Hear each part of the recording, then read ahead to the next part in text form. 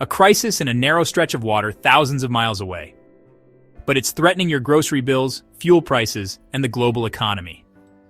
Welcome to the Red Sea crisis, a story of missiles, geopolitics, and multi-billion-dollar disruptions. Let's dive deep into one of the most underreported yet most impactful global events of 2025. The Red Sea is a crucial maritime corridor connecting the Mediterranean Sea to the Arabian Sea via the Suez Canal. Nearly 12% of global trade, including 30% of global container traffic, passes through this route. At the southern end lies the Bab el-Mandeb Strait, just 20 miles wide, bordered by Yemen and the Horn of Africa. It's the fourth busiest shipping lane in the world. Energy, electronics, food, all pass through here. Since late 2023, Houthi rebels in Yemen, backed by Iran, have been targeting commercial vessels in the Red Sea. They claim it's in solidarity with Palestinians amid the Israel-Gaza conflict. Dozens of ships have been attacked or harassed using drones, missiles, and speedboats.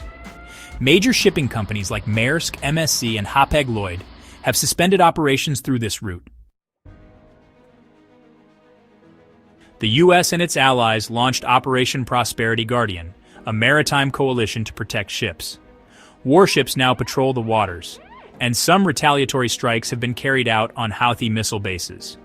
However, the attacks haven't stopped. Commercial insurers have raised premiums, and the threat persists.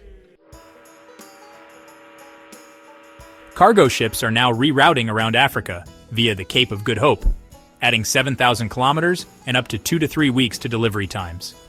Fuel consumption and carbon emissions have shot up. Shipping costs have doubled or tripled for many routes, especially Asia-Europe trade. Freight rates for a 40-foot container from China to Europe have spiked from $1,500 to over $5,000.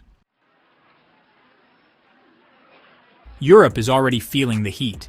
Shortages of Asian goods, delayed auto parts, and higher fuel costs. Developing economies dependent on Suez traffic are seeing inflation due to supply chain delays. Oil prices have become volatile, especially with tankers rerouting. Consumer electronics, fashion, pharmaceuticals, all are affected. Even Amazon delivery times in some regions have seen disruptions. Russian oil exports are finding new demand due to Red Sea route unpredictability.